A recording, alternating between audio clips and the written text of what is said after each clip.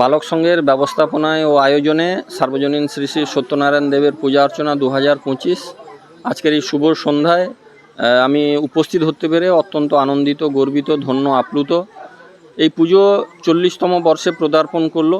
বর্তমান সমাজে নারী পুরুষের ভেদাভেদ নেই, নারী শিক্ষাও যেমন এগিয়ে চলেছে, মায়েরাও ঠিক সেইভাবেই তারা গ্রামের প্রত্যেকটি জায়গায় পুজোয় যদি তারা উদ্যোগ নেন তাহলে আমাদের দেশ, সমাজ, জাতি এগিয়ে যাবে। আমি খুব আনন্দিত, কারণ মায়েরা যেভাবে এই ক্লাবটাকে নিয়ে অর্গানাইজ করছেন।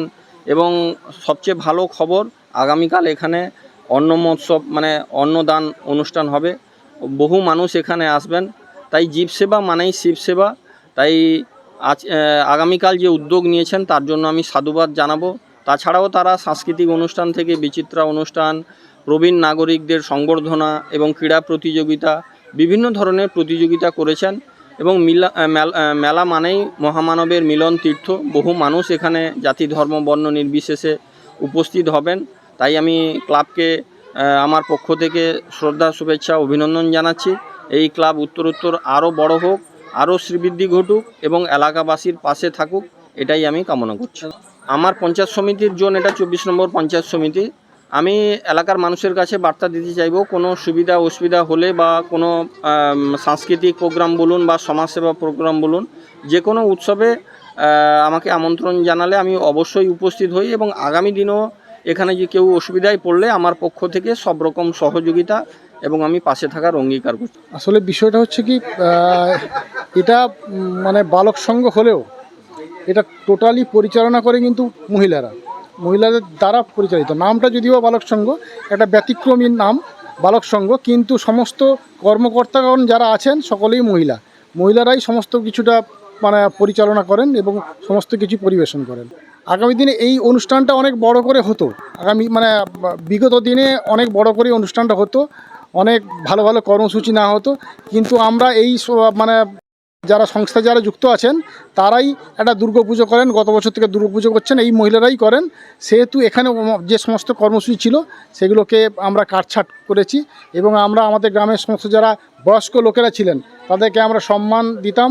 এবং তাদের যে বয়স্ক লোকের আমাদের মোটোটা ছিল এই যে যারা বয়স্ক লোকেরা আছেন তারা হয়তো তাদের মধ্যে অনেক মানে ব্যক্তিত্ব আছে, অনেক ট্যালেন্ট আছে, কিন্তু ওনারা কোনো সময় হয়তো মঞ্চে ওঠার সুযোগ পাননি।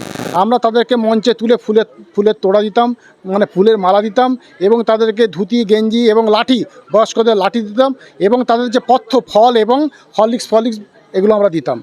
আমরা ওই কর্মসূচি থেকে একটু পিছিয়ে এসেছি, কারণ আমাদের আগামী দিনে বড় লড়াই আছে, মায়ের পুজো, বাঙালির শ্রেষ্ঠ উৎসব দুর্গাপুজো আছে। সেই জন্য আমরা এখানে কর্মসূচিটাকে মানে কাটছাঁট করেছি। তবে আমাদের আগামীকাল আমাদের মহোৎসব আছে, অন্ন মহোৎসব আছে, ওটা আমরা আয়োজন করেছি। আমার নাম শৈবাল কান্তি দাস। মীরা দাস। ক্লাবের কত বছরের পুজো, এবার কি আয়োজন হচ্ছে এবার পুজোয় আপনাদের? আমাদের পুজোতে এটা হচ্ছে 45 বছরতম পুজো। আয়োজন আছে আজকে দ্বিতীয় দিন। প্রথম দিন ঘটোত্তোলন ছিল, দ্বিতীয় দিন আজকে সাংস্কৃতিক ছোট ছোট বাচ্চাদের নিয়ে সাংস্কৃতিক অনুষ্ঠান এবং অতিথি আপ্যায়ন। পরের দিন আছে অন্ন মহোৎসব। গ্রামের সবাই জনগণ সবাইকে নিয়েই আমরা অন্ন মহোৎসব করছি। সবার কাছ থেকে সহযোগিতা নিয়ে আমরা অন্ন মহোৎসব করছি। 1500 থেকে 2000 লোকের আয়োজন করেছি। কোন কোন গ্রাম মূলতভাবে এখানে অংশগ্রহণ করে বা আসে? নহরিয়া, বড়রাঙ্কুয়া এবং বারসুলেমানপুর, নন্দীচক, পাটনা, সবাইকে নিয়ে। সমাজসেবামূলক কি কাজ করেন বা আগামী দিনে কি করার কর্মসূচি? আগে সমাজসেবামূলক কাজ হতো, তখন আমরা এনগেজ ছিলাম না, বালকরাই করতো, আমরা বালিকারা ছিলাম না। তো সমাজসেবক তখন ছিল ব্লাড ডোনেশন ক্যাম্প এবং বৃদ্ধদের হরলিক্স, কাপড় এসব দেওয়া হতো এবং চক্ষু পরীক্ষা এসব চলতো। তো এখন আমরা ওইগুলোকে আবার পুনরাবৃত্তি করতে চেয়েছি। সবার সহযোগিতা থাকলে আগামী বছর চেষ্টা করব।